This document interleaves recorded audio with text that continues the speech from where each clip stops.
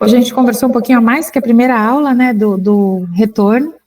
O que você quiser fazer de perguntas, você pode interromper, pode comentar, pode agregar, fique à vontade. Nós sempre começamos com uma oração, e a aula ela é dividida em duas partes, conforme você viu até no próprio YouTube, a parte A e a parte B. A parte A, ela fala um pouquinho mais sobre o conhecimento espírita, então sobre a doutrina, e a parte B é um pouco mais sobre o Evangelho, sob a luz do Espiritismo também, então Evangelho segundo o Espiritismo. E a parte B sempre está em comunhão com a parte A, então tem alguma ligação. Então, é uma passagem do Evangelho que vai também falar sobre aquilo que foi falado na parte A. Então, para a gente ir estabelecendo um pouquinho essas relações, tá bom? Mas o que você quiser perguntar, você pode perguntar, fica à vontade, que eu e Wagner, o que a gente souber, a gente compartilha, porque a gente também é um eterno aprendiz, né? Então, tem coisas que, né, a gente também pode ser que não saiba, mas a gente normalmente vai pesquisar e vai procurar dar resposta numa outra aula, ou se aprofundar se é alguma questão que a gente não sabe. E os amigos, que também já são tão sabidos, eles acabam colaborando em muito no enriquecimento das aulas, tá bom? Então seja bem-vindo. Aí que assistiu o nosso Lar 2 vai enriquecer bastante a aula, né? Sim, o Alex já é mega sabido. O Alex vai ser o futuro parceiro seu nos próximos cursos do Básico 1. Ele que vai dar aula junto com você, entendeu? Estou aprendendo também, eu ainda não vi isso aí. Então tá bom, então vamos lá fechar os nossos olhos, elevar o nosso pensamento aí a Jesus, imaginar essa luz, como o Wagner falou, saindo assim da fronte, né, do nosso coronário e do nosso coronário coração, mas também do topo da nossa cabeça. A gente imaginando essa luz bonita, pode ser uma luz amarela, uma luz dourada, uma luz clara, mas que as nossas orações se conectem. Então vamos agradecer ao Pai, Mestre amado. Voltamos depois de um período de férias, um descanso, mesmo sabendo que no mundo espiritual não há descanso, que os trabalhadores são incansáveis na seara do bem, que a cada vez há mais e mais trabalhadores com a graça de Deus, atuando cada um à sua forma, ao seu jeito, tanto encarnado quanto desencarnado. Estamos aqui, Senhor, para mais um semestre, que o Senhor abençoe e fortaleça a todos os alunos, que eles persistam no conhecimento, que eles persistam no crescimento, no autoconhecimento, que nós sabemos que é tão difícil lidar com as nossas dificuldades, lidar com as nossas asperezas, lidar com as nossas fraquezas, mas sabendo que temos o Senhor como nosso mestre, que temos a sua palavra como guia, que temos nós uns aos outros para nos apoiarmos, a nossa caminhada se torna mais fácil. Senhor, que este curso nesse semestre seja iluminado, seja tranquilo, seja proveitoso para todos nós. Agradecemos ao Pai sempre, sempre a oportunidade de estarmos mais um dia aqui, reunidos para aprender. Aproveito, ó Pai, para pedir as orações sempre para o nosso centro espírita, que também trabalha incansavelmente no hospital, nos trabalhadores, ter a nossa luz, a nossa energia para efetuarem os trabalhos necessários na casa. Obrigado, ó Pai. Pai nosso que estais no céu, santificado seja o vosso nome, venha a nós o vosso reino, seja feita a vossa vontade, assim na terra como no céu. O pão nosso de cada dia nos dai hoje, perdoai as nossas dívidas, assim como nós perdoamos aos nossos devedores. E não nos deixeis cair em tentação, mas livrai-nos, Senhor, de todos os males, que assim seja, salve Jesus e graças a Deus. Graças a Deus. Coloquei um slide na frente. Poliana, bom, Poliana já sabe, as aulas são gravadas, né? Lógico, você acabou de assistir todas. Então, só para lembrar que as aulas são gravadas, tá? Eu peguei um primeiro slide antes de começar a aula de hoje, porque a gente ficou 2 meses praticamente sem aula, né? Então, a gente esquece, às vezes, um pouquinho os caminhos por onde nós percorremos no primeiro semestre do curso. Então, assim, só para a gente recordar, fui pegando um pouquinho os títulos das aulas, mas quem quiser recordar de forma mais aprofundada, ou pode ver somente as apresentações que estão gravadas, ou as videoaulas mesmo, né, no YouTube. Mas então, recordando, então, primeira parte do curso, quando nós começamos, a gente foi falando primeiro das obras básicas do Espiritismo, diferenciar o que é espiritualismo de espiritismo, porque existem muitas doutrinas e religiões que são espiritualistas, quer dizer, aquelas que acreditam nesse algo maior, mas que existe uma diferença do espiritismo, que acredita também na reencarnação e numa série outros princípios filosóficos que permeiam essa doutrina.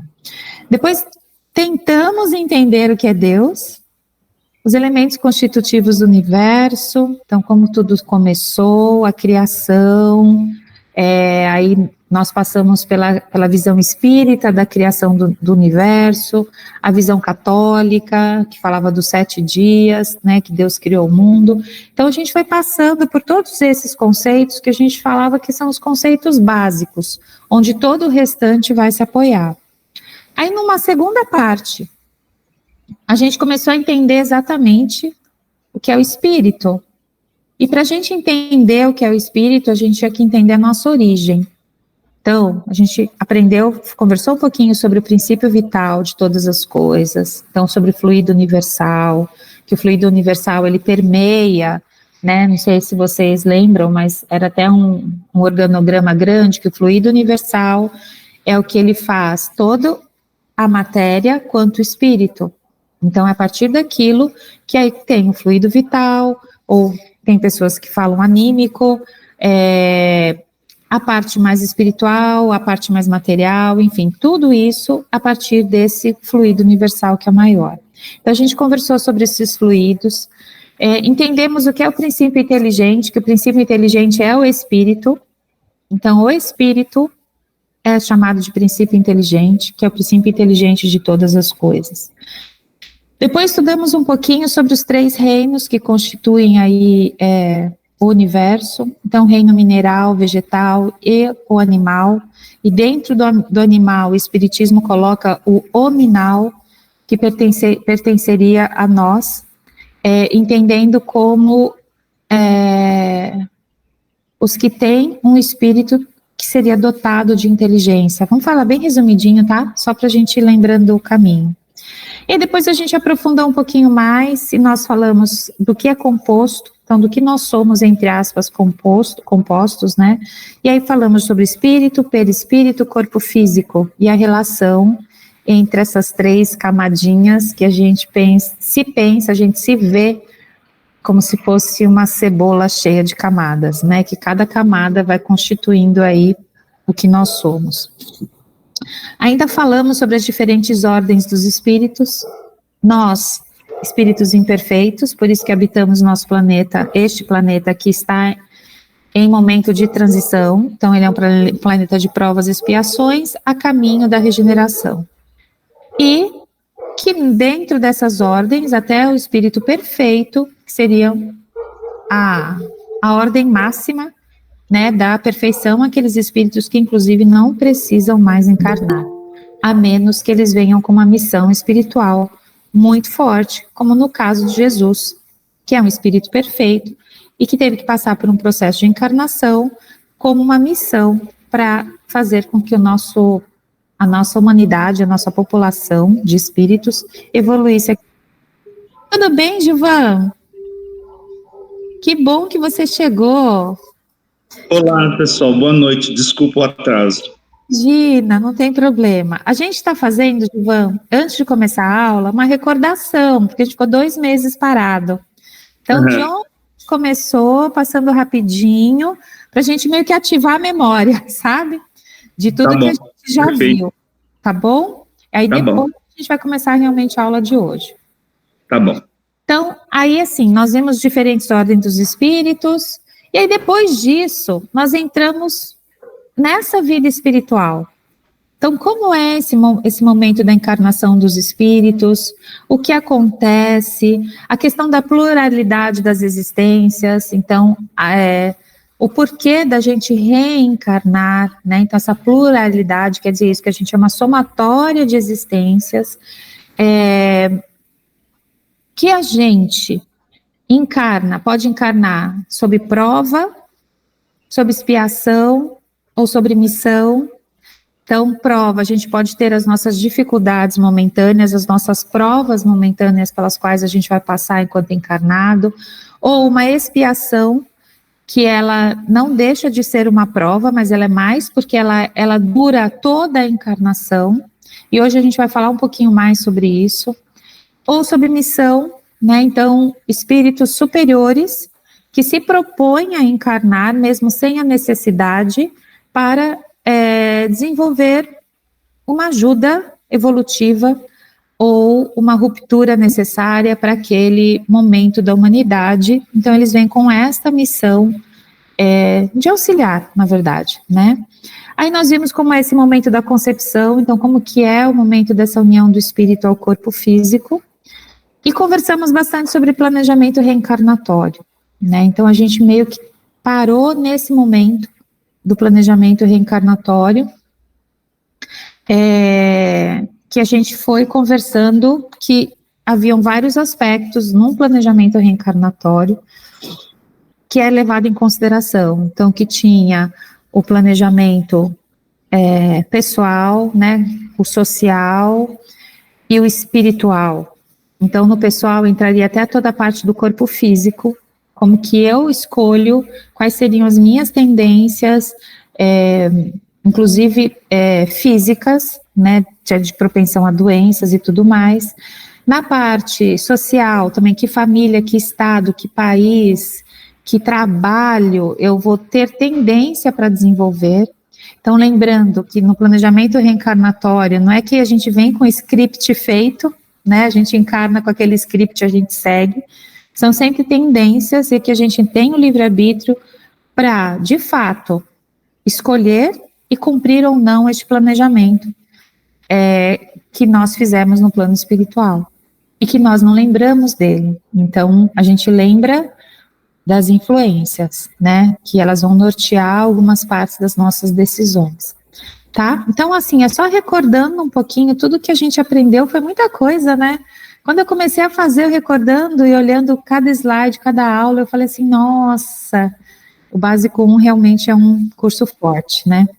E aí agora, a gente vai continuar um pouquinho como que é esse retorno à vida corporal, falando um pouquinho mais das expiações. Então, de irmãos, né, irmãs, espíritos que passam por uma prova muito longa, que ela dura todo o seu período reencarnatório. Então, aí a gente vai agora relembrar algumas coisinhas e conversar sobre outras, tá bom? Então a gente não pode reclamar de nada se a gente é feio, não gosta do cabelo, não gosta do nariz, porque foi tudo planejado por nós mesmos, né? Isso mesmo, Wagner. Você não pode reclamar de nada. E, na verdade, nós não podemos, de verdade, reclamar de nada, porque agora a gente vai ver algumas expiações aí, e quando a gente vê a saúde do nosso corpo físico, a gente só tem que agradecer realmente, né? Então, vamos lá. A evolução do ser humano não se realiza ao mesmo tempo em todos os sentidos. Isso nós também já vimos. Num tempo ele evolui intelectualmente, então ele evolui mais intelectualmente, não é que ele evolui só intelectualmente, e em outro na moralidade. Então, às vezes, nós optamos por provas ao longo da nossa encarnação que façam com que a gente desenvolva mais a moralidade. Então, que a gente entre em contato em situações, muitas vezes, de ajuda, de solidariedade, ou da gente lidar com o nosso orgulho, da gente lidar com a nossa soberba, da gente lidar com a nossa riqueza ou com a nossa pobreza, que são aspectos do desenvolvimento moral, de como a gente lida com tudo isso. Em outros, a gente pode realmente ter um desenvolvimento intelectual mais fortalecido, que são inclusive aquelas pessoas que se dedicam muito mais aos estudos, e aí a gente pensa, mas aquela pessoa só ficou estudando. Isso foi também para o entendimento dela, mas ela também contribuiu para a sociedade com aquele estudo. Então, os pesquisadores, por exemplo, eles se dedicam a vida inteira a uma pesquisa e, de repente, trazem uma descoberta importante que vai ser utilizada e ser bem aproveitada por toda a população. Então, a gente sabe que esse progresso ele é contínuo, então ele é ascendente, e são as oportunidades que Deus nos dá por meio dessas múltiplas encarnações, reencarnações, tá bom? Pode passar, vai. As qualidades morais da criatura humana, sejam boas ou más, pertencem ao espírito, que está encarnado nela. Se for um espírito bom, suas qualidades serão boas, ou seja, quanto mais elevado for, mais o homem está propenso ao bem. Então, a gente pensando que a gente está encarnado num mundo de provas e expiações, há pessoas que têm provas mais duras e há pessoas, espíritos, que têm provas mais sutis. E nem por isso quer dizer, entre aspas, que a vida daquela pessoa é mais moleza, né, do que outra que tem que batalhar por outras coisas. Como o Wagner mesmo disse, a gente escolhe alguns pontos pelos quais a gente pretende, no nosso planejamento reencarnatório, dar conta. A gente não consegue dar conta de tudo ao mesmo tempo. Mas, de qualquer forma, se a gente já vem com aquela predisposição, que o nosso espírito já vem trabalhando a bondade em algumas últimas encarnações, né, a gente já está um pouquinho mais elevado do que outros que ainda são mais imperfeitos. Então, quando fala que se o espírito for ainda um ser mais imperfeito, logicamente sua moral estará aquém do bem. Então, nós vimos também que existem várias categorias, e dentro dessas categorias existem várias subcategorias. E dentro dessas subcategorias, eu diria, não está escrito na doutrina, mas eu diria que existem todos esses nuances. Por quê? Porque não existe um espírito igual ao outro. Não existe. Então, não vai existir uma prova também igual a outra. E a doutrina espírita, ela trouxe um pouco de nivelamento, mas ele não existe. É a mesma coisa a gente pensar uma criança na escola, todas lá estão no 4º ano, todas estão, mas todas aquelas crianças do 4º ano são diferentes, mas elas estão no 4º ano. Então, assim, é isso que a gente tem que pensar. Às vezes nós já somos consideradas pessoas de bem, mas nós somos todos diferentes entre si. Um vai ter mais facilidade para uma coisa, outro vai ter mais facilidade para outra, um mais dificuldade numa, outro mais dificuldade em outra. Então, isso é super importante a gente ter claro, tá? Então, resumindo, podemos dizer que o homem bom é a encarnação de um bom espírito. E o homem ainda vicioso, ainda propenso ao mal, é a encarnação de um espírito ainda imperfeito. Bom? A gente já veio conversando bastante sobre isso, mas é bom relembrar. No caso, a gente ainda é imperfeito, né? Infelizmente. Ou não? Somos imperfeitos. Deixa eu tirar aqui o som de vibrar do celular, que ele não para.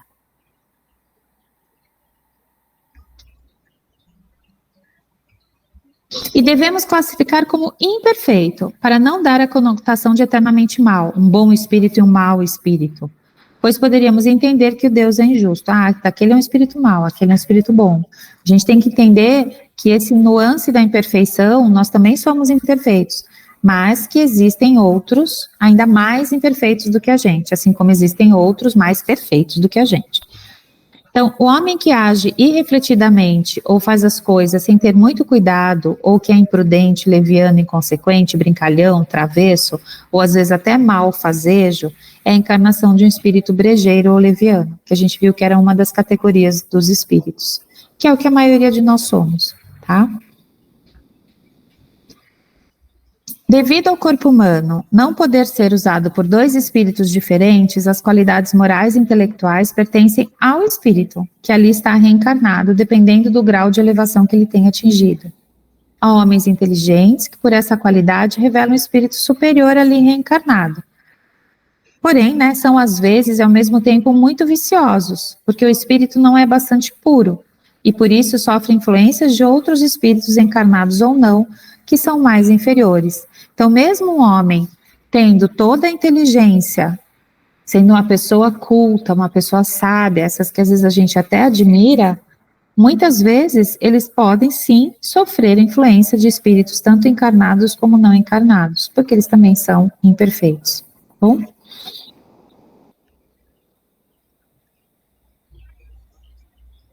Sobre as diversas faculdades intelectuais e morais do homem, se seriam produtos de tantos outros espíritos, Kardec, na questão 365 do Livro dos Espíritos, nos elucida.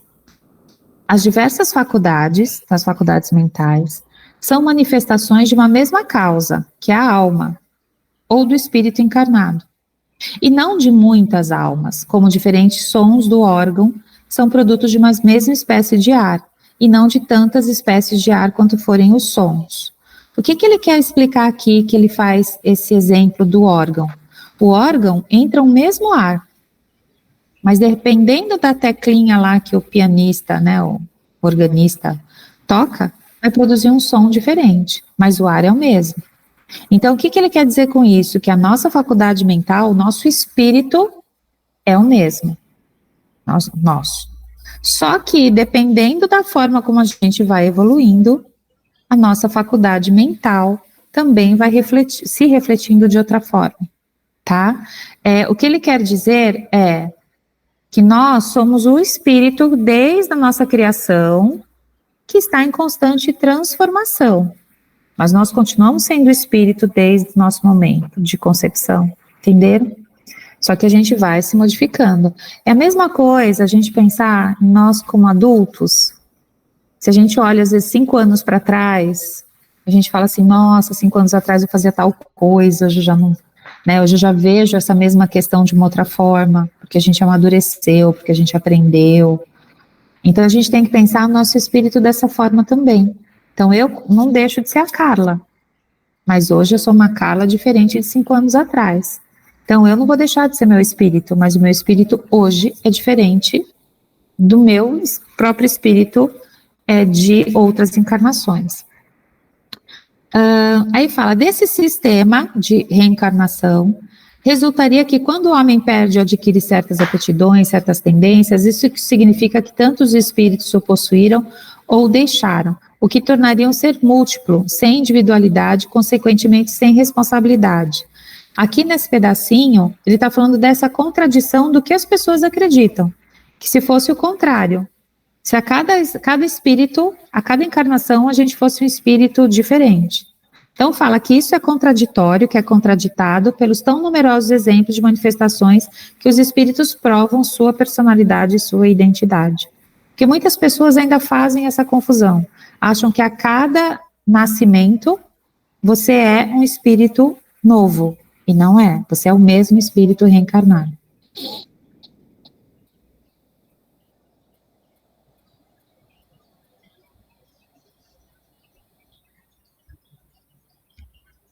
Na questão 367 do Livro dos Espíritos, Kardec pergunta se o espírito, ao se unir ao corpo, identifica-se com a matéria. Aí ele teve como resposta: a matéria não é mais que o envoltório do espírito, como a roupa é o envoltório do corpo. O espírito, ao se unir ao corpo, conserva os atributos da natureza espiritual. Então, independente de qual corpo ele vai assumir naquela encarnação, é o envoltório. O espírito permanece. Então, é isso que é importante a gente entender. Então, todas as faculdades, todas as qualidades, todas as sensações pertencem ao espírito e não ao corpo material. Para que o espírito encarnado possa exercer com toda a liberdade as suas faculdades, há necessidade que o corpo material, ou seja, a ferramenta que ele tem para se manifestar, não esteja defeituosa, caso contrário, isso se torna um obstáculo. E aí, a partir daí, que a gente vai começar a entrar na questão das expiações. Então, o espírito, ele permanece o mesmo. Só que se a ferramenta, que é o corpo, não está funcionando direito, para esse espírito passa a ser uma prova, uma expiação. Porque ele precisaria do corpo funcionando perfeitamente para que o espírito, a faculdade mental dele, se manifestasse na sua integralidade, tá? Pode passar, Wagner. O organismo, em certas circunstâncias, impede o espírito de se mostrar, mas esse, com o tempo, vai dominando todos os órgãos do próprio corpo. A gente vai vendo que o espírito, ele vai se apropriando de todos os órgãos do nosso corpo. E ele vai se mostrar com todas as faculdades possíveis. Então, por exemplo, uma pessoa que nasce surda ou muda, ela não vai conseguir falar como nós, mas ela vai conseguir se comunicar de outra forma. Então, é o espírito, a faculdade mental, vendo que aquele aparelho fonoaudiológico não funciona, então ele vai tentar exercer a sua função, né, da comunicação de outra forma. Então, é desse jeito que a gente tem que pensar. E aí, Kardec faz uma analogia do corpo defeituoso sobre o espírito como a da água lodosa, que tira a liberdade e o movimento do corpo nela mergulhado, sobre a influência dos órgãos materiais para o desenvolvimento das faculdades da alma. Então, é como se o espírito ficasse um pouco nesse lodo, até ele descobrir uma forma de começar a se manifestar. Em outros momentos, que a gente vai ver a partir de agora, existe, às vezes, um bloqueio físico tão grande que qualquer manifestação do espírito é uma dificuldade imensa. Então, vamos começar a ver sobre isso. Mas ele nos traz os seguintes ensinamentos. Encarnado traz o espírito certas predisposições, e se admitir que a cada uma corresponda no cérebro um órgão, o desenvolvimento desses órgãos será efeito e não causa. Se nos órgãos estivesse o princípio das faculdades, o homem seria uma máquina sem livre-arbítrio e sem a responsabilidade dos seus atos. Então, vamos entender esse pedacinho até que eu grifei. O Kardec vai nos mostrando ao longo dessa leitura, se a gente for pegando todas essas questões, né? Se a cada uma correspondesse no cérebro um órgão, é como se eles fossem independentes. E aí o que ele fala? O desenvolvimento desses órgãos seria efeito e não a causa.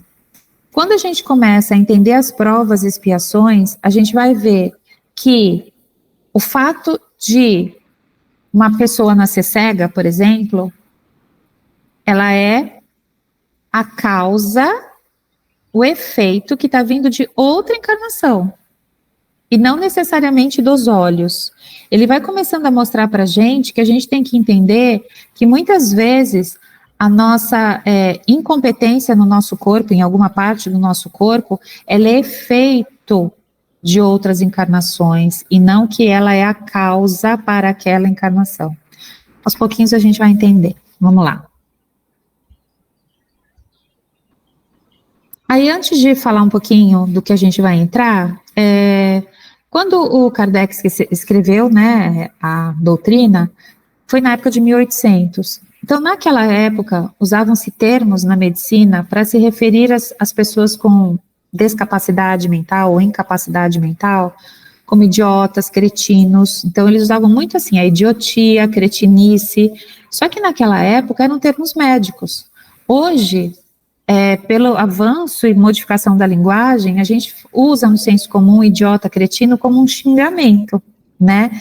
Então, aí o que a gente vai fazer aqui agora é um apêndice, uma parte, ressaltando que toda vez que a gente se referir aqui durante o curso sobre a idiotia, o cretinismo, a gente tem que pensar como doenças mentais que eram vistas naquela época, tá?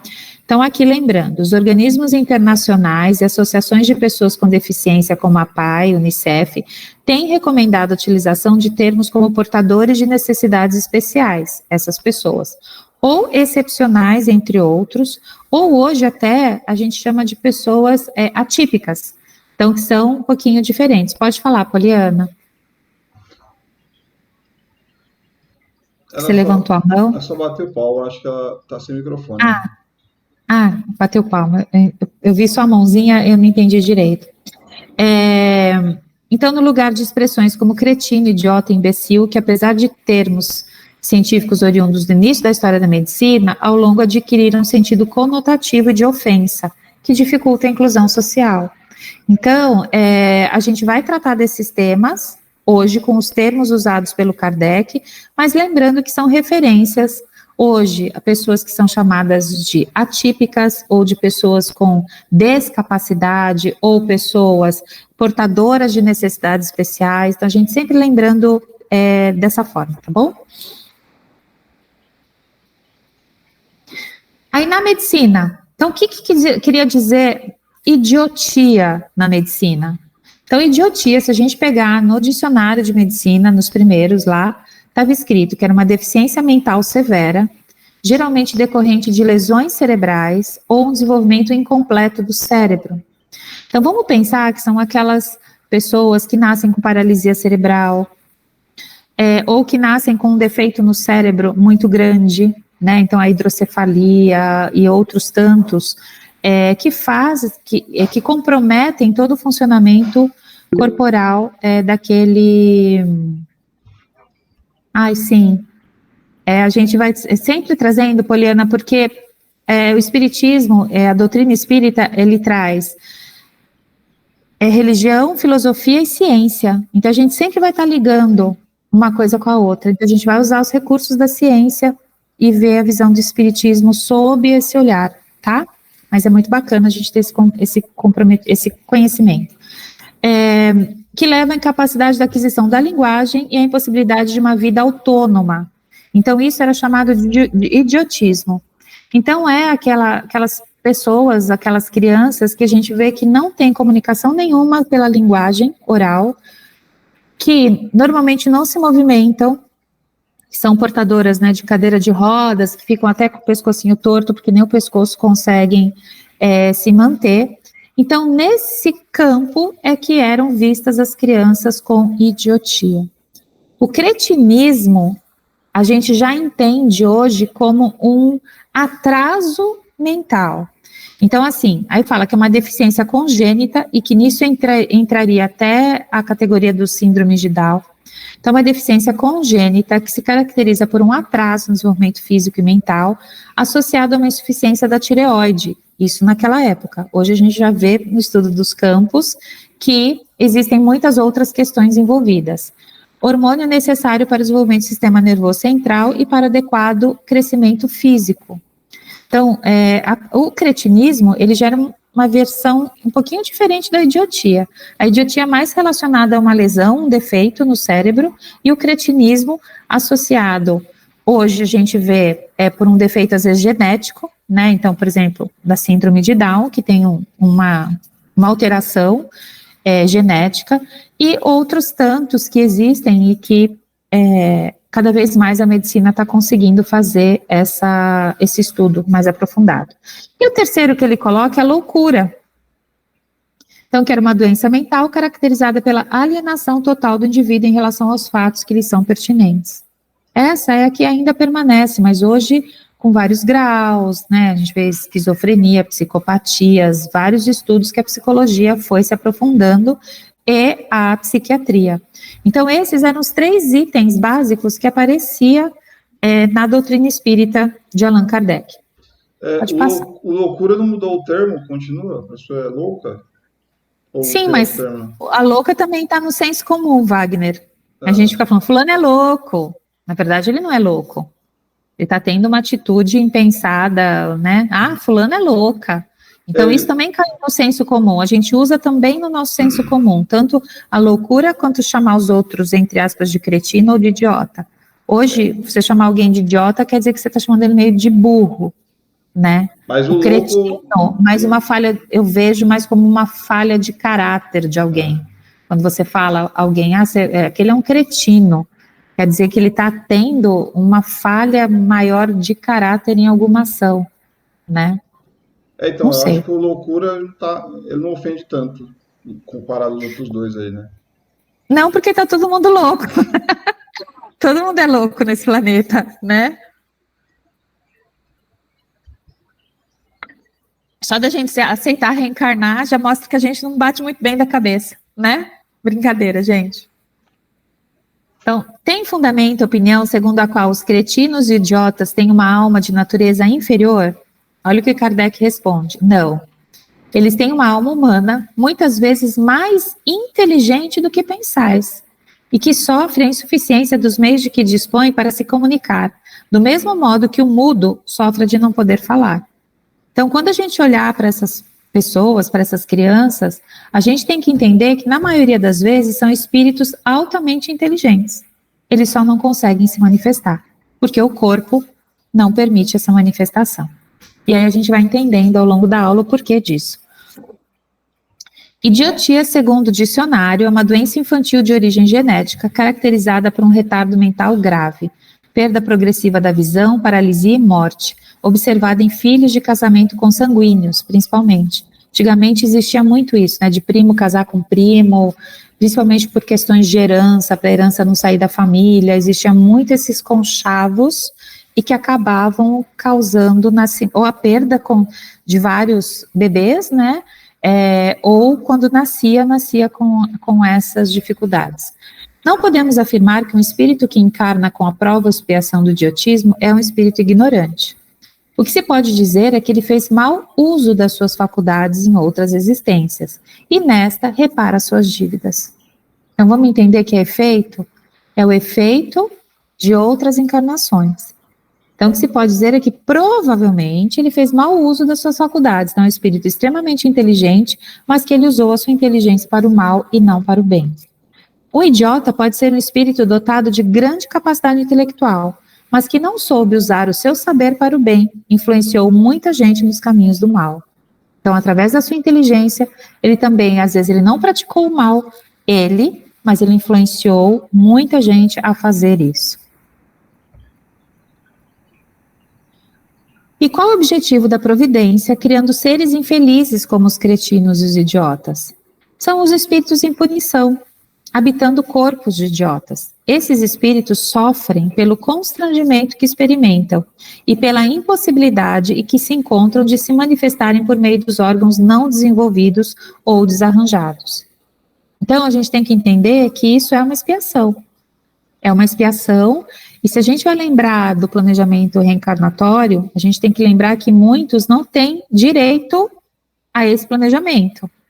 Lembra que eles são meio que obrigados, né? Fala assim, não, você vai ser assim, porque isso vai ser para o seu bem, porque eles não têm nem a capacidade, muitas vezes, de discernimento para entender que aquilo é para o bem deles.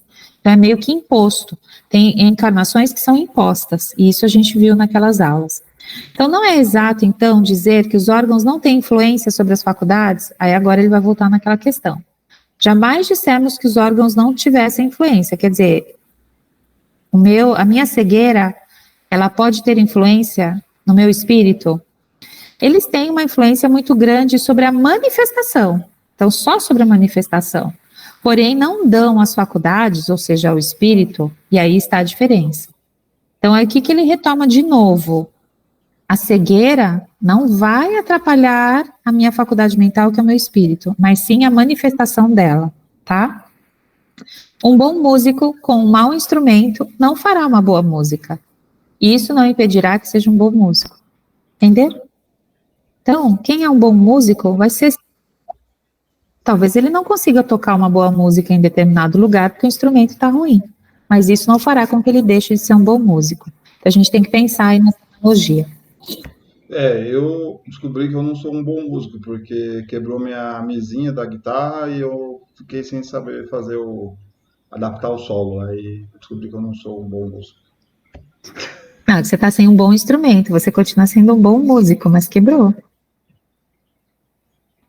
O espírito sofre, pois, pela deficiência do instrumento físico e não pode se manifestar adequadamente. O erro atrofia as faculdades espirituais da alma em se prendendo aos defeitos do corpo. Se a roupa que nos agasalha precisam ser lavadas, quanto mais as vestes do espírito, e elas se lavam pela evolução espiritual, pela prática do bem e pelo amor ao próximo. Pode passar, Wagner. Usemos nossa inteligência para não deturpar a verdade, e nem para combatê-la. Então, combater a verdade.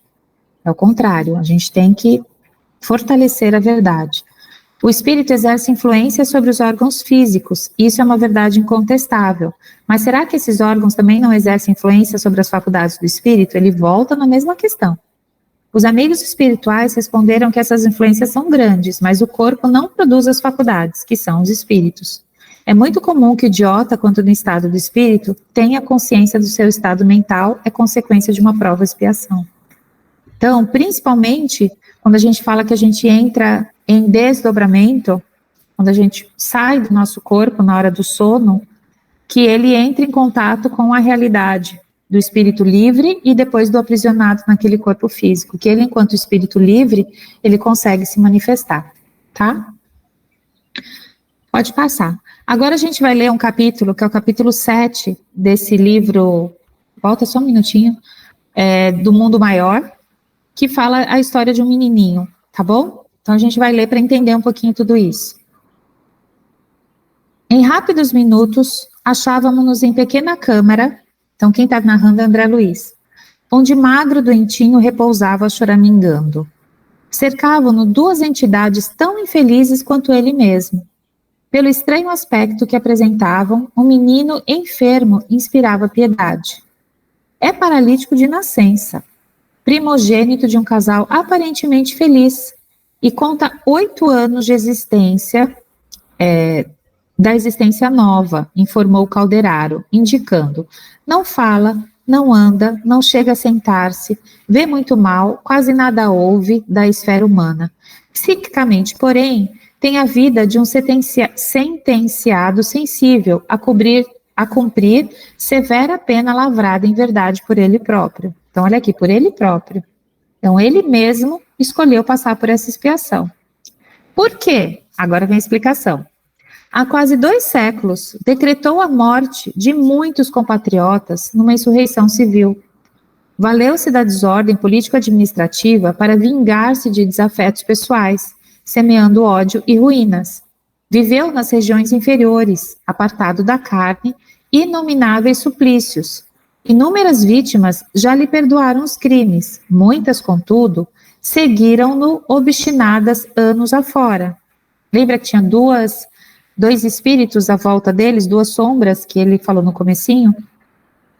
A malta, outra hora densa, rareou pouco a pouco. Então, toda aquela turba de espíritos que antes ficavam em torno dele, conforme foi existindo esse perdão de densa, está mais rareada. Até que se reduziu aos 2 últimos inimigos, hoje em processo final de transformação. Com as lutas acrementemente vividas em sombrias e dantescas furnas de sofrimento, o desgraçado, então lembra assim, que o desgraçado, a gente também parece que é uma palavra ofensiva, mas naquela época era usado como a falta de graça divina. O desgraçado prestou-se para esta fase conclusiva de resgate e conseguiu assim a presente reencarnação com o propósito de completar a cura efetiva, em cujo processo se encontra faz muitos anos.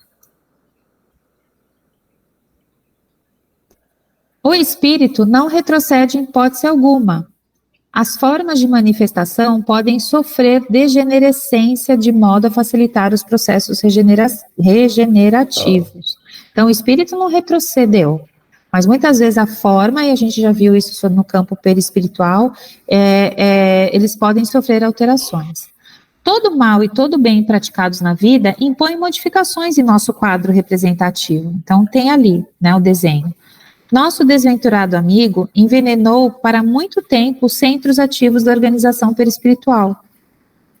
Cercado de inimigos e desafetos, frutos da atividade criminosa a que se consagrou voluntariamente, permanece quase embotado pelas sombras resultantes dos seus tremendos erros. Então, é como se esses espíritos, essas sombras, continuassem aprisionando ele nessa chagas, nessa doença, no seu campo perispiritual que ainda permanece todo contaminado. Extrema palidez e enorme angústia transparecem no semblante do paralítico. Notei que a infeliz entidade, então a sombra, emitia através das mãos estrias negras de substância semelhante a um piche, as quais atingiam o encéfalo, cérebro, do pequenino, acentuando-lhe as expressões de pavor. Então, é pelas faculdades mentais que existe essa, vamos falar, dominação, né, dos outros espíritos sobre nós. Os raios destrutivos alcançam-lhe a zona motora, provocando a paralisação dos centros da fala, dos movimentos, da audição, da visão e do governo de todos os departamentos glandulares. Na verdade, essa dolorosa situação cronificou-se pela repetição dessa ocorrência milhares de vezes, em quase 2 centenas de anos. Então, durante 200 anos, ele ficou vivendo sob essa influência. O doentinho da aflição em que se mergulhava Passou as contorções, evidenciando todas as características de uma idiotia clássica. Os órgãos revelavam agora estranhos deslocamentos. O sistema endócrino patenteava indefiníveis perturbações. A mãezinha a estacou, tristonha, de pé junto ao berço, afagando-lhe a fronte, alfojada de suor, ao termo das contorções finais. Afastou a colcha rendada, levantou-o, cuidadosa, e abraçou, ungindo com o mais terno dos carinhos. O menino aquietou-se. O médico divino, utilizando um corpo incurável e o amor até o sacrifício de um coração materno, restitui o equilíbrio dos espíritos eternos, a fim que sobre as ruínas do passado possa emanar-se para gloriosos destinos. Então aí agora a gente começa a pensar também que o menininho tinha uma expiação. Essa mãe, essa família, tinha uma prova. E a prova dela qual era? Quem fala? Vai. Vou falar. Qual era a prova dessa mãe?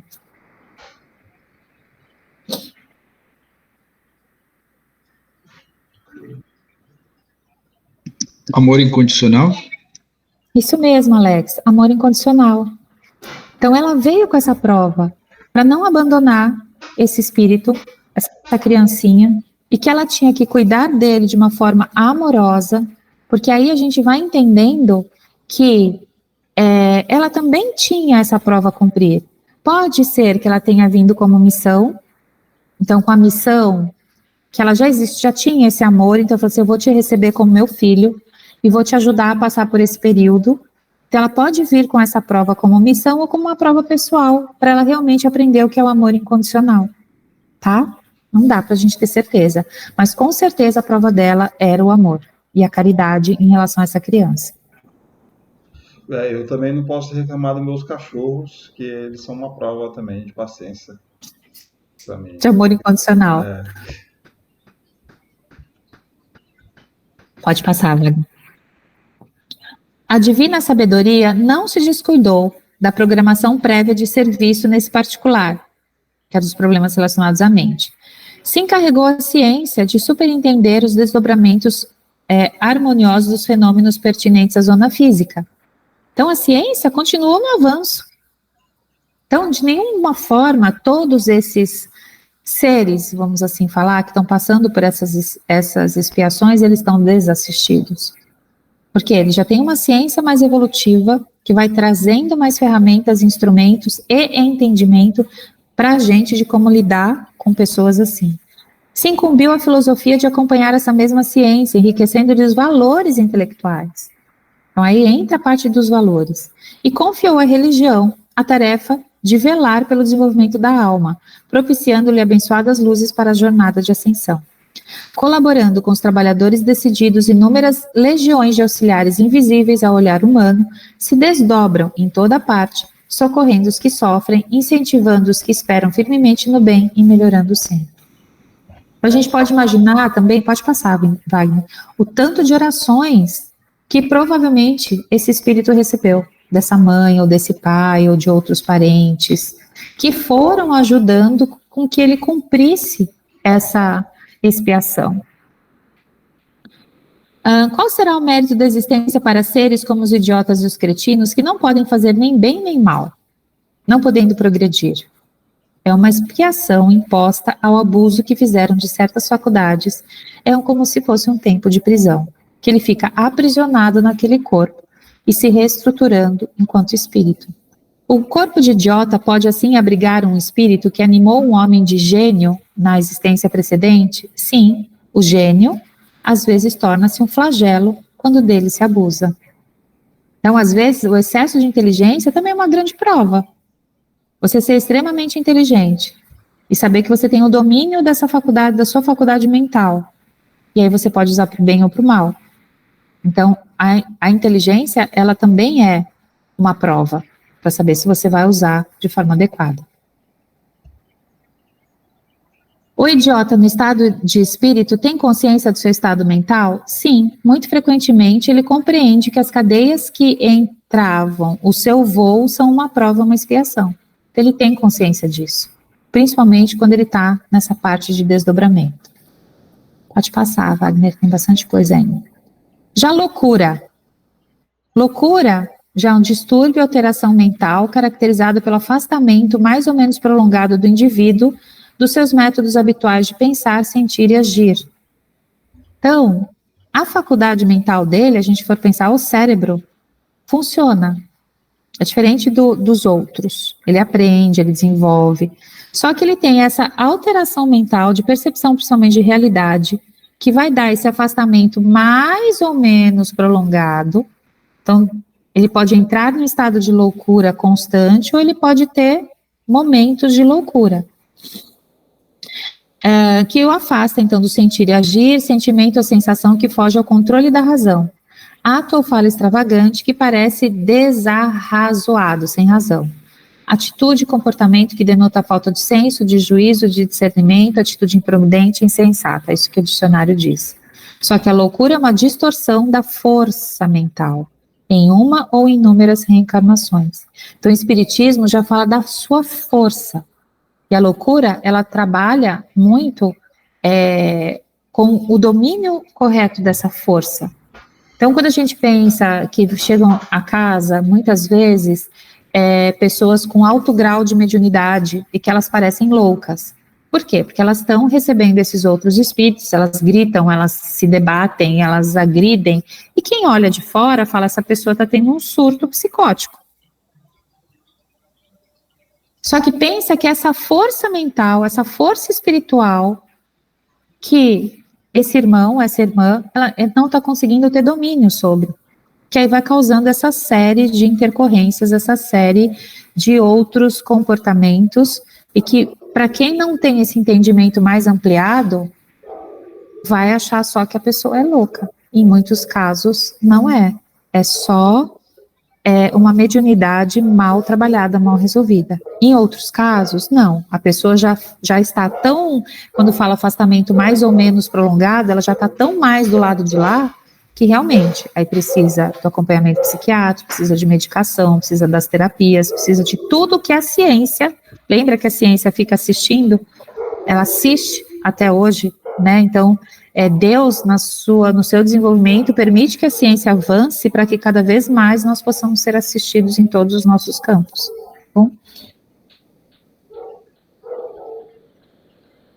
O espírito, ao receber um corpo, se esse traz alguma deficiência, sofre dificuldades, de modo que suas faculdades sejam reduzidas ou mesmo paralisadas. A loucura é um estado patológico, deficiente. Os problemas cerebrais não podem dar ao espírito condições normais para se manifestar adequadamente.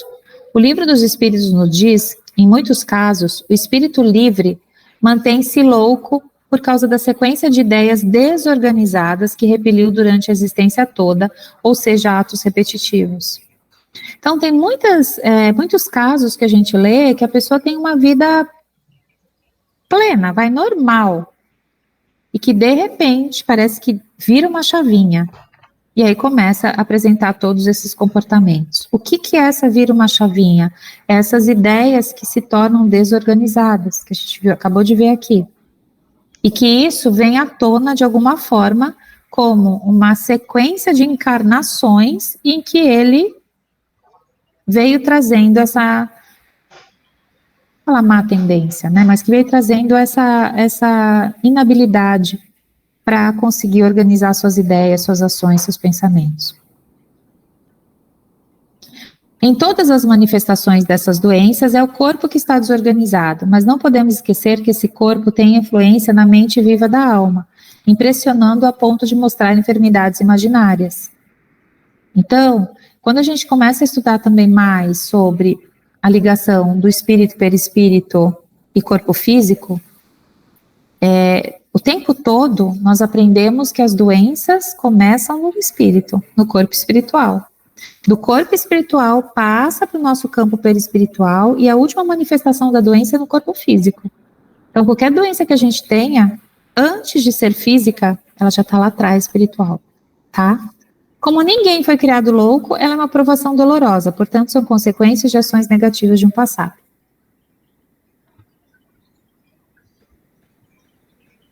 Por que motivo a loucura leva algumas vezes ao suicídio? Então, muitas vezes chegam nesse ato de loucura se suicidar. O espírito sofre com o constrangimento que experimenta e com a impossibilidade em que se encontra de se manifestar livremente, por isso busca na morte um meio de romper os seus laços, tá? Ele fica tão desorganizado que não consegue. E por que a alteração do cérebro pode reagir sobre o espírito depois da morte? Outra pergunta do Livro dos Espíritos. Então, por que essa alteração do cérebro pode ainda reagir sobre o espírito depois da morte? Porque ele fica como uma lembrança, porque tudo fica gravado. É um peso, aí ele fala, é um peso que oprime o espírito, e como ele não teve conhecimento de tudo que passou durante a sua loucura, quer dizer, ele estava tão desorganizado que ele não lembra de todos os fatos, ele precisa sempre de um certo tempo para se pôr ao corrente, quer dizer, para ele se centralizar. É por isso que quanto mais durar a loucura durante a vida, muito mais tempo dura essa opressão, constrangimento depois da morte.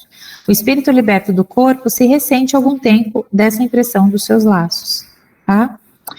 Gente, eu pus um adendo aqui que fala sobre autismo. Hoje em dia está muito em voga, né? Todo mundo falando sobre autismo, enfim. E aí eu fui buscar. Ele não fazia parte da nossa aula, mas eu coloquei até para a gente entender, porque hoje a gente vê nas mídias sociais, a gente vê em todos os lugares. E que naquela época, que o Livro dos Espíritos foi escrito, não havia ainda esse termo, não existia. Novamente o avanço da medicina e da ciência, trazendo mais informações. Mas vamos pensar que também como uma atipia, quer dizer, uma pessoa não típica, né? Não vamos falar de normalidade, mas vamos usar o termo correto. Então a gente vai falar um pouquinho rapidamente sobre isso, tá? O que é o autismo, como que a visão espírita está começando a explicar o porquê de tanto e tanto, cada vez mais, crianças autistas se manifestando ou encarnando, enfim, no nosso mundo. Então, ele é enquadrado dentro dos transtornos de neurodesenvolvimento, então, ele faz parte de nessa categoria de transtornos, e é caracterizado por alterações relacionadas à comunicação e interação social, bem como porque a pessoa apresenta interesses fixos e comportamentos repetitivos. Então, a gente sabe que no autismo, existem um leque muito grande. A gente não pode, existem vários nuances, como se fossem várias gradações, né, do autismo, várias características, mas na maioria deles prevalece essa dificuldade em se comunicar e interagir socialmente, que isso é quase em todos. Interesses fixos, então normalmente são pessoas extremamente inteligentes, que elas focam numa área, então vão lá para a área de TI, ou vão para a área de pesquisa, que são pesquisadores extremamente bem-sucedidos, porque eles são interesse fixo. E comportamentos repetitivos que a gente vê muitas vezes nos filmes que a gente assiste, ou pessoas que a gente tem convívio, que eles repetem os comportamentos. É uma condição. Então, isso significa que estará presente ao longo da vida da pessoa. Então, vamos entender que é uma expiação? Por quê? Porque ela vai passar sendo autista desde o momento que ela encarna até o momento que ela desencarna. Também pode ouvir o tema de espectro autismo, ou TEA, que é o transtorno do espectro autista. Espectro porque a gente pensa nessas várias nuances. Isso porque pode se manifestar de várias formas e que cada pessoa dentro da condição do autismo é diferente uma da outra, embora compartilhem o mesmo diagnóstico. Então, todos são autistas, dentro disso, cada um vai estar nesse espectro. Aparece como uma falta da manifestação da linguagem social e empática, então de ter a empatia nessa relação social, o que dificulta o desenvolvimento normal dos indivíduos. Tudo bem até aqui? Estou falando rápido porque já passou da hora do Wagner entrar em cena. Como outras condições, a explicação não será encontrada na vida presente, e sim no passado. O autismo, então, ele é apresentado também como expiação, prova ou missão. Olha que interessante. Também como missão. No caso de se apresentar como expiação, será caracterizado por muitas limitações, então, aquele autismo mais severo. As mesmas que terão a ver com o nível de humanidade perdido na última reencarnação. Quanto mais apática diante da solidariedade, da compaixão, mais sua alma será comprometida. Então, o que o Espiritismo vem trazendo, e isso a gente tem que pensar que são os estudos que as casas espíritas e os estudiosos do espiritismo vêm trazendo, que isso não consta na doutrina, eu quero deixar isso muito claro, tá? É uma interpretação que nesse caso da expiação tem a ver com o nível de humanidade. Então ele deixou de ser humano durante muitas encarnações e ele foi se distanciando desses valores sociais. Então ele sente agora dificuldade em, por exemplo, entender o que é empatia, o que é compaixão, e ele precisa aprender isso. No caso de ser uma prova, são apresentados com desafios que irão superar junto com seus familiares, ou círculo de amor, como Alex falou. Aprenderão o verdadeiro significado da abnegação e do amor, reativando os mecanismos de empatia que facilitam a interação com os outros. Então, são aqueles que têm um espectro mais leve. Então, para eles é uma prova, e para aquela família que vai ensinar o que é o verdadeiro amor. Agora, como missão, autismo como missão. No livro A Gênese de Allan Kardec, nos fala sobre migrações de espíritos de outros orbes, mais evoluídos, para o auxílio da humanidade. Esses espíritos ainda não aperfeiçoaram o vínculo com o perispírito, porque lembra que cada orbe, cada planeta tem o seu fluido que compõe o seu perispírito, vocês lembram disso? Que a gente viu numa das aulas? Então imagina que está vindo um espírito de outro orbe mais evoluído, que ele estava acostumado, inclusive, com aquele perispírito daquele planeta. E aí ele vem para reencarnar como missão. Só que na primeira reencarnação dele, ele ainda não está conseguindo criar um vínculo com esse novo perispírito e com esses novos fluidos. E aí falam que cria uma perturbação. E essa perturbação queria ser a síndrome de Asperger, que é uma das facetas aí do autismo. Olha só que interessante. Então isso, a gente já ouve, não sei se vocês já escutaram em conversas, que as crianças autistas, elas são crianças que estão encarnando de outro planeta. E que talvez nessa primeira missão, nessa primeira encarnação, elas ainda não estejam totalmente adaptadas. Mesmo porque em planetas mais evoluídos, eles não precisam da comunicação como a gente da forma como a gente se comunica. A comunicação com eles é só mental. Então, eles não precisam falar em outros planetas mais evoluídos. Tudo isso se dá através de outra forma, tá? Pode passar. Autismo como missão, no livro A Gênese, nos fala sobre migrações de espíritos de outros orbes mais evoluídos para o auxílio da humanidade. Esses espíritos ainda não... ficou igual. Não aperfeiçoar o vínculo com o perispírito, criando aspas. Com base nos dados coletados, o número estimado de casos passou de 1 para 2.500 em 1990, de 1 para cada 150 na década seguinte. Então, antes, nascia um autista para cada 2.500 pessoas. Em 90, já estava 1 para cada 150. E agora, em 2008, num estudo publicado, 1 para cada 88. A gente tem que pensar o porquê disso, né? Pode passar, Wagner.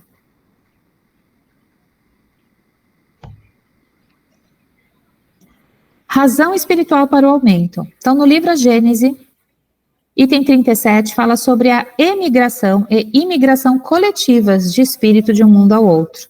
A razão para essas imigrações é se misturarem com diferentes civilizações, mantendo seu avanço, são capazes de fazer contribuições importantes para a sociedade.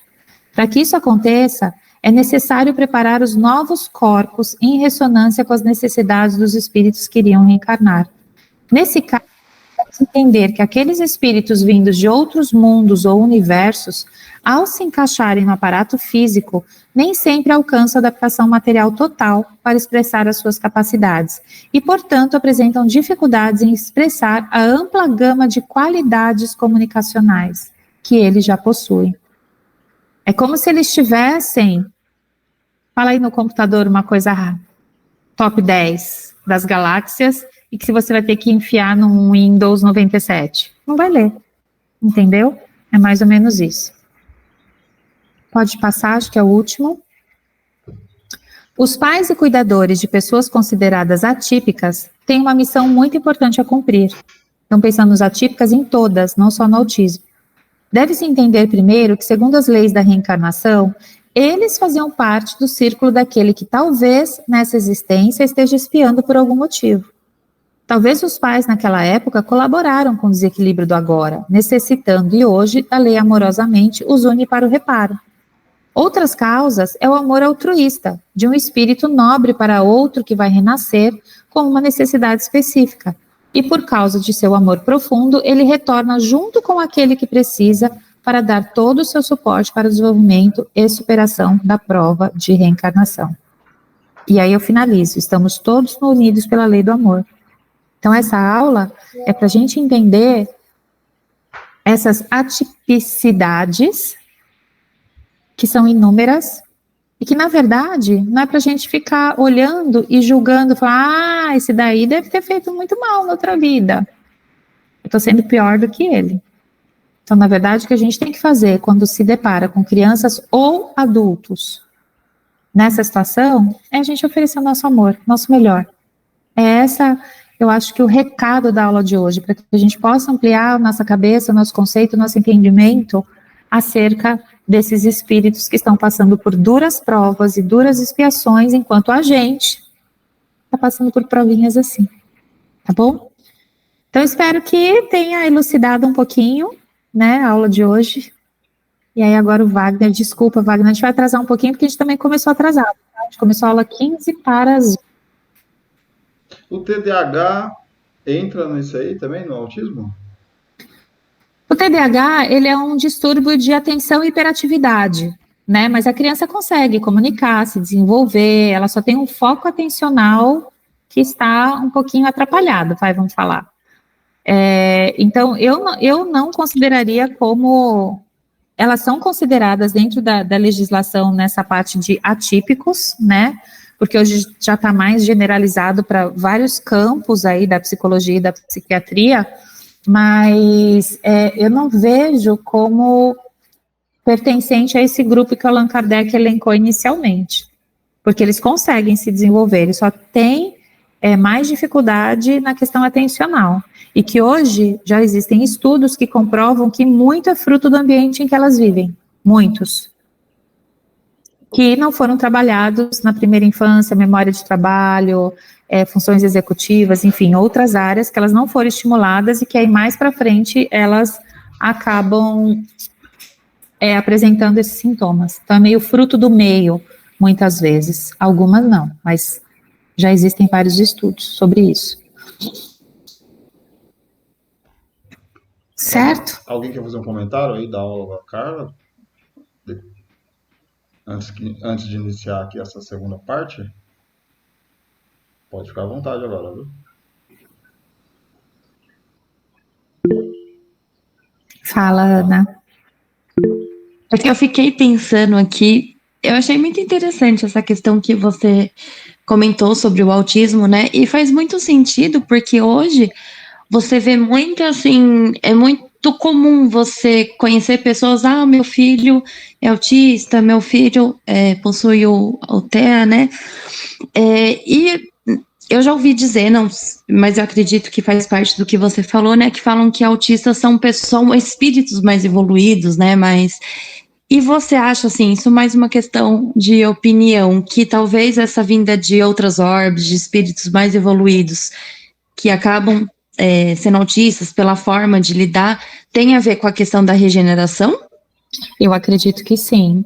Eu acredito que dentro desse planejamento maior, reencarnatório, que a gente não tem conhecimento, né, desse planejamento maior, eu acredito que sim. Vamos lembrar que na época lá do iluminismo, lembra que um pouco antes de Kardec saiu das trevas, encarnaram uma série de espalhados, né, pelo planeta, vários pensadores, vários músicos, vários artistas, que eram extremamente evoluídos para aquela época, para justamente trazer luz ao conhecimento para aquele povo que estavam vivendo as trevas, né? Então, aí eu penso que hoje, talvez a gente esteja num movimento planetário dessa forma, que realmente eles estejam vindo com essa missão.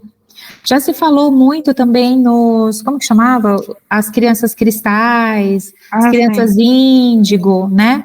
Então, na verdade, a gente percebe que está existindo um movimento, então, até crianças que estão extremamente sensíveis hoje às questões de humanidade, né? Que a gente vê cada vez mais relatos de crianças já envolvidas, crianças que sofrem com a morte de animais, crianças extremamente sensíveis nesse campo e extremamente amorosas, que você não via tantos relatos atrás. Então, sim, eu acredito, aí é minha opinião pessoal, como você perguntou, Ana, que está tendo uma imigração constante de espíritos evoluídos de outros planetas, sim, para ajudar a gente nessa transição, porque só por nós a gente não ia conseguir.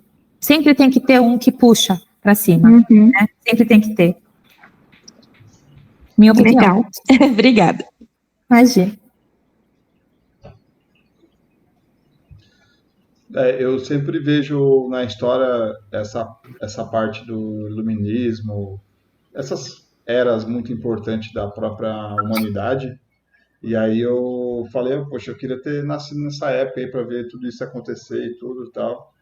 E pelo contrário, né, a gente está vivendo um tempo de uma grande na nossa frente, né? De grandes transformações, revoluções científicas, intelectuais, espirituais. Então a gente tem que aproveitar ao máximo aí essa encarnação que é uma época que vai ficar para a história, eu acredito, né? Tá bombando, né, Wagner? Essa encarnação bombando, então vamos aproveitar. E aqui falando um pouco da segunda parte, que é o jugo leve, a gente quando tem alguns remorsos, ou quando alguém pisa na bola com a gente tem uma reação, às vezes, muitas vezes intolerante, muitas vezes penosa com o próximo e até com a gente mesmo, né? Com nós mesmos, no sentido desse remorso, dessa angústia de nós ter cometido essa falha. E esse jugo leve que a gente já espera da própria humanidade, que é algo muito comum, Jesus deixou uma mensagem falando que o jugo dele é leve, não é igual ao que a humanidade está acostumada, né, de penalizar de uma forma extremamente severa e agressiva as falhas do próximo. Aí, como ele diz, o meu jugo é leve. Aí a gente vai ler aqui, né, nos slides como que Jesus quis transmitir essa mensagem de como que ele iria avaliar, né, como ele iria nos julgar no sentido, né, nesse sentido, da forma dele. Né? A gente, com a maior cara de pau, ter feito tanta coisa errada, vai chegar a Jesus, tem como dar um desconto aí pra gente e tal, e ele vai julgar desse jeito leve que a gente vai ver aqui nos slides. E no conceito da palavra, né, significa ali peça de madeira sentada sobre a cabeça dos bois para atreá-los a uma carroça ou arado, que é o canga. Sujeição imposta pela força ou autoridade, opressão, né, do dicionário. E aí a gente já vê logo na palavra, ali na imagem dos bois ali, eles estão submetidos a essa força que fica em cima das costas dele. Quando a gente está com aquele peso nas costas, quando a gente está com aquela pressão, e aí do lado ali tem a moça ali com uma pressão, sofrendo uma pressão psicológica. Tem vários tipos de pressões, vários tipos de domínios, né? Seja na escravidão, seja de você não ter, vamos supor, num estado que não é democrático, que você não tem a liberdade de falar. Se você nasceu numa cultura assim, num país que você é reduzida a sua liberdade. Tem várias formas da gente ver esse jogo de diversas tonalidades, diversos tipos de agressividade. E ali, no caso do tempo de Jesus, ele falou do domínio ali, os judeus na época de Jesus, sob o jugo do povo romano, que a gente sabe do Império Romano, que foi um opressor cultural em todo lugar que se expandiu, né, submetendo as culturas a pagarem os impostos, a não ter a liberdade religiosa. A gente sabe ali na história as atrocidades da época, que até hoje tem resquícios aí de outros, muitos países que são imperialistas, né, de impor toda a sua autoridade sobre outros países mais fracos. A gente vê isso na visão macro, micro também, um país mesmo oprimir o próprio povo. Aí a gente vem para até mesmo na nossa família, às vezes tem alguém autoritário que oprime outras pessoas. Então a gente vê que esse é uma coisa, a gente vê esse jugo pesado por todos os ângulos, seja na nossa história, seja na nossa família, seja na nossa sociedade, de uma forma geral. E aí a gente vai ver o jugo de Jesus, como que é, né? Aí o mestre, no entanto, convidou a aceitar o seu jugo, acrescentando que ele era suave, o que à primeira vista parece uma contradição, né? Como que pode alguém julgar de uma forma suave, né? Tanto mais se lembrarmos de que as diretrizes religiosas, conclamando ao cumprimento dos deveres, ao equilíbrio e à renúncia, sempre foram consideradas austeras, difíceis de serem seguidas. Então, se a gente for pegar lá os mandamentos, todo mundo achava aquilo ali chato, porque, poxa, tudo que eu queria fazer não pode fazer agora. Então, a pessoa já cria uma má impressão ali religiosa porque está oprimindo ao pecado, ao erro. Não pode cometer esse erro e como que Jesus vai me oprimir? E aí, Jesus fala assim, lá em Mateus, capítulo 2, 28 ao 30, né? Vinde a mim, todos vós que sofreis e que estáis sobrecarregados, eu vos aliviarei. Tomai meu jugo sobre vós e aprendei de mim, que sou brando e humilde de coração, encontrareis o repouso de vossas almas, porque meu jugo é suave e meu fardo é leve. Então, diferentemente do que a gente está acostumado pela sociedade, pela vida inteira, Jesus vem dar o consolo da pessoa que cometeu tantos atos falhos, né? Ele não vem para julgar, para apontar os nossos erros, ele vem para consolar, para nos recarregar.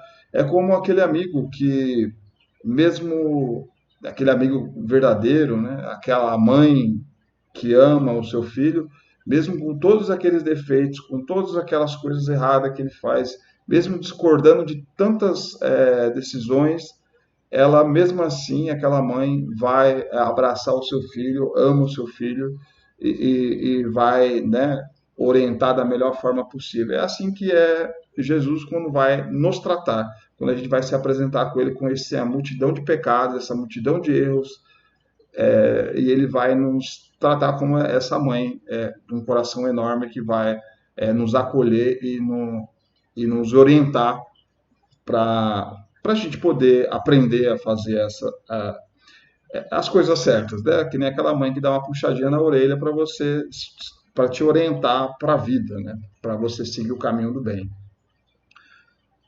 O jugo por um motivo perfeitamente evidente é símbolo de servidão, de opressão, de constrangimento. A passagem dos vencidos sobre o jugo romano é suficientemente explícita. O jugo simboliza a disciplina de duas maneiras. Ou ela é sofrida de modo humilhante, ou a disciplina é escolhida voluntariamente e conduz ao domínio de si, à unidade interior, à união com Deus. Então, esse jugo, essa sensação de remorso, ela pode ser de uma forma dolorida, sabe quando você tem aquele arrependimento que pega ali, você fala, não acredito que eu fiz isso, e aí a gente às vezes se chicoteia, a gente se condena muito por uma forma voluntária, né? Nós mesmos chegamos à conclusão, depois de muito tempo, que fizemos coisas erradas, né? Ou ela é sofrida de um modo humilhante, né? No sentido de que às vezes, que nem a Carla mesmo deu o exemplo do menino lá que tinha os problemas, e ele resolveu passar por aquele sofrimento, passar por aquela expiação, justamente porque ele lembrou de tudo que fez todo mundo sofrer, né? Ele quis passar por aquele jugo, por aquela expiação, para poder ele tirar algum proveito daquilo. Então, é uma forma que às vezes a gente sente no nosso interior de coisas que a gente fez e a gente quer se manifestar, sentir o que a gente fez o outro sentir. Certo, Carla? Eu só queria fazer um comentário aqui, porque na verdade teve um errinho ali no slide, no título, que falava julgo, não é julga, é julgo. Então, julgo vem de julgamento, que é essa visão. Julgo, vamos lembrar que era aquilo que ele falou, que você coloca no boi para dirigir o boi, aquele negócio que você põe no boi. Aquilo é chamado de julgo.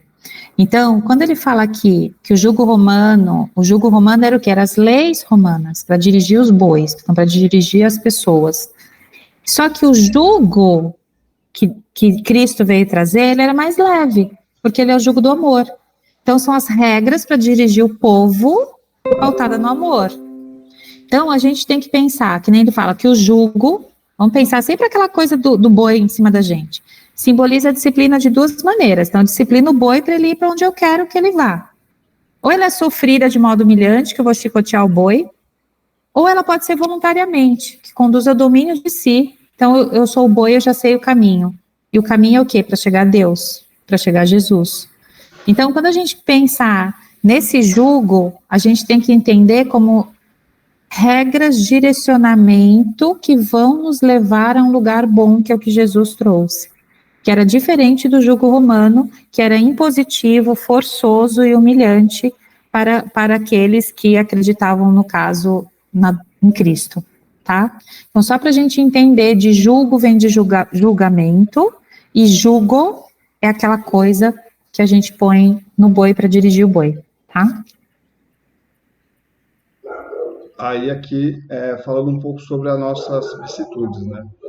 Todos os sofrimentos, misérias, decepções, dores físicas, perdas de seres amados, encontraram consolação e fé no futuro, na confiança e na justiça de Deus, que o Cristo veio ensinar aos homens, sobre aquela que, ao contrário, nada espera após esta vida, ou que simplesmente duvida, as aflições caem todo o seu peso e nenhuma esperança lhe mitiga o amargor. Foi isso que levou Jesus a dizer: vinde a mim todos que estáis fatigados, que eu vos aliviarei. Entretanto, faz depender de uma condição da sua assistência, a sua assistência é a felicidade que promete aos aflitos. Essa condição está na lei, por ele ensinada. Seu jugo é a observância dessa lei, mas esse jugo é leve e a lei é suave, pois que apenas impõe como dever o amor e a caridade. Então, essa é a direção que nem a Carla explicou aí bem claro para a gente. A lei divina, tem as leis que a gente vai ver lá nas outras aulas na frente, e uma dessas leis, quando a gente foge dessas leis divinas, a lei do amor, a lei da caridade, aí a gente vai para um caminho que não é correto, que não é da natureza, não vai se aproximar a Deus, a gente leva um beliscão na dor, no sofrimento, nas vicissitudes, realmente para poder a gente, né, quando o corpo dá febre, né, dá aquelas dores, ela está nos sinalizando que aquilo tem alguma coisa errada, que é para a gente voltar. E aí, quando a gente volta para o caminho do amor e da caridade, a gente volta para a linha e vai se aproximando mais de Deus. É basicamente isso, essas vicissitudes, essas decepções, é como se a gente estivesse recebendo essa sinalização de dor, essas vicissitudes, para poder voltarmos ao direcionamento, nos ligarmos e nos conectarmos a Deus. Tanto que, às vezes, a gente só lembra de Deus na hora que a gente está sentindo a dor, na hora do sofrimento, né? Então, por isso que às vezes a gente acontece essas vicissitudes com a gente, justamente para nos lembrar que existe alguém maior do que a gente e que a gente precisa se conectar a ele para poder passar por essas provas. Então, é um direcionamento para o caminho do bem. É só essa lei que Jesus exige da gente. Esse é o fardo que ele exige, esse amor e a caridade ao próximo. Nessa passagem evangélica, Jesus, por ser brando e humilde de coração, nos convida a irmos até ele. Ir até Jesus significa não apenas comparecer a um centro espírita, a uma igreja, a um templo qualquer ou local religioso, pois apenas a presença física não vale de nada, ou seja, nada significa para a nossa evolução. Ou seja, onde que está essa igreja? Onde é que está Jesus? Onde é que está Deus? Onde é que está, onde que a gente pode mudar isso? É dentro da gente mesmo. Né? Ele vai lá fisicamente lá no centro, pode ir fisicamente numa igreja ou qualquer coisa, sem a gente visitar no nosso interno, no nosso coração, essa modificação, encontrar Deus aqui no nosso próprio coração, né? De uma forma sincera, honesta e transparente com a gente mesmo. Né? Qualquer lugar a gente pode ter esse contato com Jesus. Devemos estar em espírito, com o coração aberto, para que possamos receber aquilo que precisamos e merecemos, e não esperar por milagres, obter milagres. Então, nada vem magicamente solucionar os nossos problemas. É um processo, como nós dizemos, né? No tempo de Deus, conforme a nossa evolução, e a nossa evolução não é rápida, a nossa evolução é bem lenta, bem devagar. A gente que é ansioso. Muitos apenas querem receber sem nada fazer e por merecer, assim como entraram vazios, saem vazios, porque não aproveitaram aqueles momentos de ensinamento do Evangelho para refletirem sobre a sua vida, né, que está fazendo dela, e por que de sua família desagregada, e por que do sofrimento, por que do seu orgulho, do seu egoísmo. Eles descobriram que é fundamental para a saúde espiritual, portanto precisamos aprender também a ser manso e humilde. Então, como que a gente vai poder superar todas essas dificuldades? Não é na raiva, não é na bronca, não é no desespero, outros sentimentos. É na nossa mente que começa essa modificação, nas nossas atitudes no dia a dia, né? Aniquilando esse egoísmo, aniquilando esse orgulho, para poder a gente ter uma saúde tanto física quanto espiritual e mental. E aí, uma pessoa mais calma, uma pessoa mais paciente, ela não se abala com tanta coisa. Uma pessoa desesperada, nervosa, estressada, qualquer coisinha ela já é um gatilho para ela se desequilibrar. Então, é um esforço muito grande. É óbvio, mas a gente vai, aos poucos, né, tentando aprender cada um desses pontos. Você quer falar, Carla? Não. Para que possamos receber o alívio que Jesus nos promete, é necessário o aprendizado da lei de Deus, porque o jugo é suave e o fardo é leve. Então, não é só querer, a gente precisa entender o que é essa lei de Deus, entender ter esse conhecimento de uma certa forma de nós mesmos, para poder a gente identificar onde a gente quer chegar, esse caminho de Deus. Não é uma coisa que a gente vai ficando aleatório e perdido. A gente precisa buscar dentro da gente esse sentido, de uma forma sincera. Jesus conhecia perfeitamente as nossas dificuldades, afirmando inclusive que não viera chamar os justos, isto é, aqueles já identificados como bem, mas os pecadores, ou seja, a imensa maioria dominada ainda pelo egoísmo e pela ilusão. Ele sabia, em consequência, que os frutos do seu trabalho não surgiriam de imediato. Então, desde o tempo ali de Jesus, 2000 anos atrás, até hoje, ele dando esses ensinamentos, né, foram começar a caminhar depois de muitos anos depois da morte dele, e a humanidade passou por tantas situações, e até hoje a gente está aprendendo e tentando colocar em prática tudo isso que Jesus passou para a gente naquela época.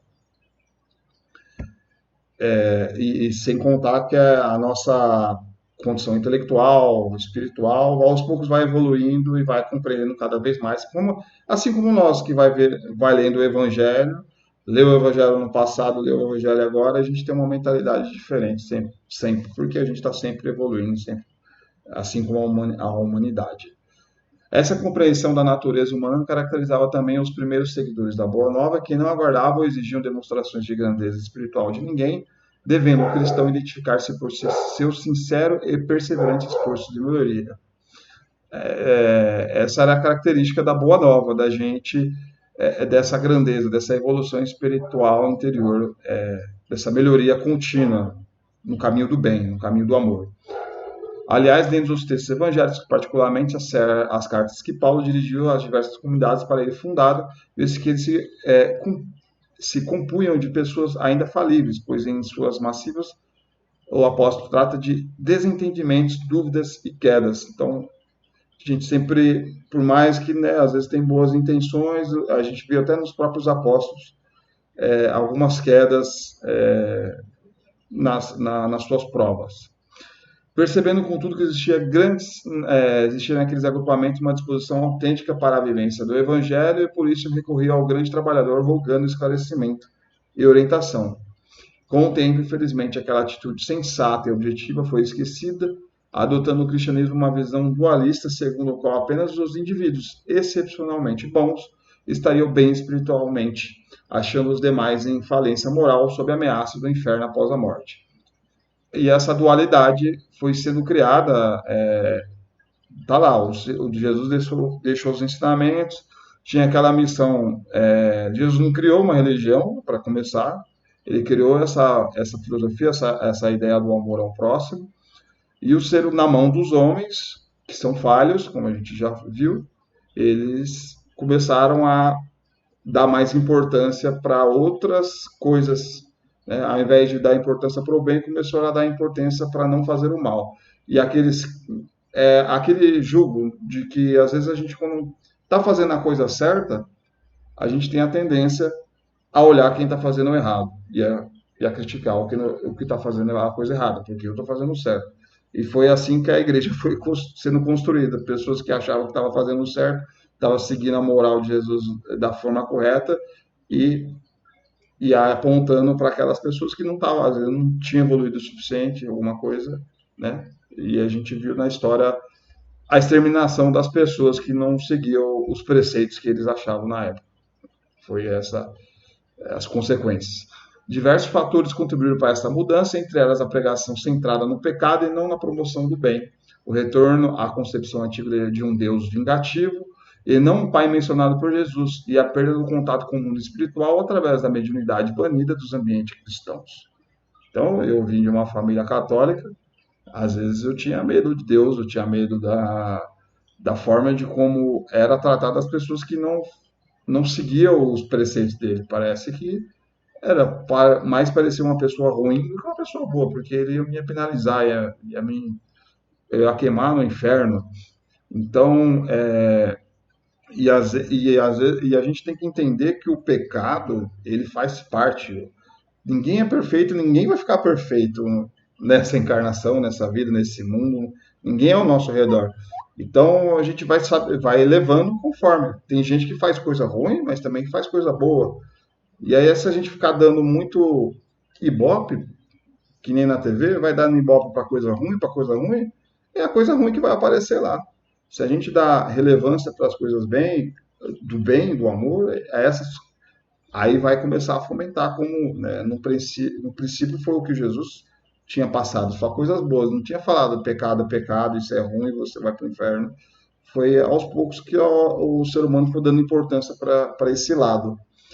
E a doutrina espírita nos permite entender o convite do mestre, tanto em seu significado quanto em sua aplicação, lembrando que a submissão ao egoísmo é caracterizada por conflitos, apego e ansiedade, que realmente representam um pesado fardo a dificultar a nossa marcha, que se faz penosa e cheia de sobressaltos. O jugo de Jesus é suave por nos libertar desses prejuízos, conduzindo-nos progressivamente à vivência do amor e da caridade. O Espiritismo retoma assim a tradição cristã original, pois reconhece as nossas deficiências e nos recomenda a corrigi-las, propondo a ação no bem como um valioso recurso para essa realização. Foi por isso que Allan Kardec afirmou: conhece o verdadeiro espírito pela sua transformação moral e pelos seus esforços que emprega para domar as suas más tendências. Ou seja, ninguém é para ser anjo ou perfeito nessa encarnação. Às vezes é muito mais orgulhoso você ver uma pessoa que tem dificuldade, né? Qual que você vai achar vai ter mais admiração? Pelo gênio lá de matemática, que sempre foi um gênio de matemática, ou aquele que sempre teve dificuldade de matemática e aquele aluno que nunca conseguiu tirar nota boa, só tirava nota 1, 2, e de repente ele começou a tirar 7, né? Aquele que sempre tira 10 é 10, é 9, 10, e a gente vai admirar muito mais esse esforço. Então, é isso que Jesus nos fala, né? Essa é a mensagem. Esse esforço não é para a gente ser perfeito, é para a gente se esforçar para melhorar. O quanto a gente vai se esforçar para nos melhorar e diminuir os nossos erros, nossas falhas. Essa é a grande mensagem no final das contas, né? E aqui está a bibliografia. Algum comentário? Vocês gostariam de falar, Carla? Não, eu acho que é a gente pensar nisso. Eu acho que essa imagem do carro de bois, ela é muito, como a gente trabalha sempre por imagens, é mais fácil da gente entender as coisas, é entender, né, que a gente tem aquele carro de boi com aquele negócio de madeira pesado para direcionar os bois para o caminho que a gente quer, ou Jesus nos traz um jugo mais leve, você não tem que carregar aquilo pesado, e você pode escolher o caminho dele, que é do amor e da caridade. Então, o jugo dele é leve, nesse sentido, né? E a gente realmente pensar, acho que em todas as oportunidades que a vida vai trazendo para a gente, tanto as pequenas quanto as grandes, e normalmente elas são muito sutis, na verdade, né? É no nosso dia a dia, na nossa pequenezinha, esse nosso pequenez, que a gente vai percebendo o quanto a gente pode realmente se esforçar para se tornar uma pessoa melhor. Acho que é isso. Acho que a mensagem toda é isso, que é o que o Wagner terminou falando.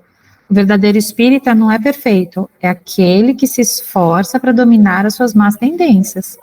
Então, o quanto realmente eu estou me esforçando para isso, né, para dominar essa minha má tendência. Eu acho que essa que é a mensagem mesmo. Desculpem passarmos um pouco, mas, na verdade, que a gente começou mais tarde também, tá? Esperando as pessoas entrarem, e a gente teve aquele primeiro momento de relembrar o que aconteceu nas aulas passadas, então foi um acréscimo aí, tá bom? Mas obrigada de terem ficado com a gente, e estou muito feliz em voltar, estava morrendo de saudade de vocês, viu?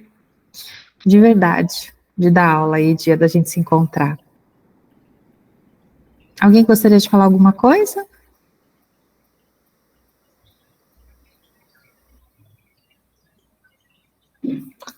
Então, Wagner, a palavra é sua. Eu acho que é uma aula muito inteligente, né? A gente fica meio com medo de falar alguma coisa errada. Não, eu acho que assim, o que a gente tem que só pensar, quando eu trouxe essa questão do autismo, a gente não pode generalizar e falar que toda criança autista, ela é um espírito superior, porque a gente viu que tem missão, expiação e prova. Então, a gente não deve ficar brincando de adivinhações. Quando vê uma criança síndrome de Down, ou uma criança com paralisia cerebral, ou um adulto Down, a gente não pode nem ter a questão do dó. Ai, que dó. Por quê? Porque o dó não ajuda.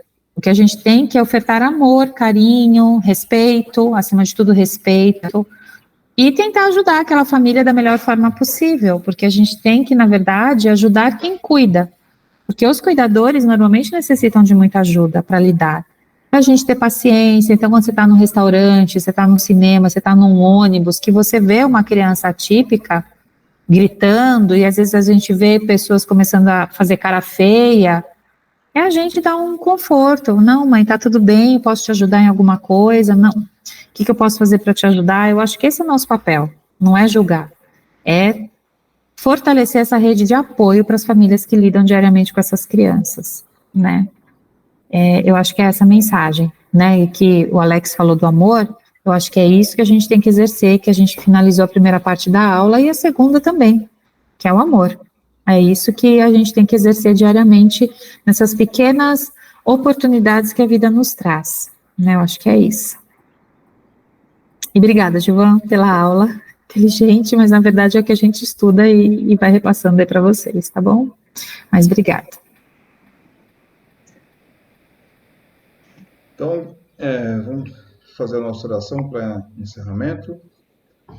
Vamos agradecer a participação de todos, nossos amigos espirituais, aos alunos, aos mentores, toda essa rede que se preparou para poder estar tendo essa conexão, essas reflexões, esse aprendizado de hoje maravilhoso, que mais do que essa vida passageira, está agregando ao nosso espírito eternamente todos esses conhecimentos, que vai levar proveito para todas as nossas vidas futuras.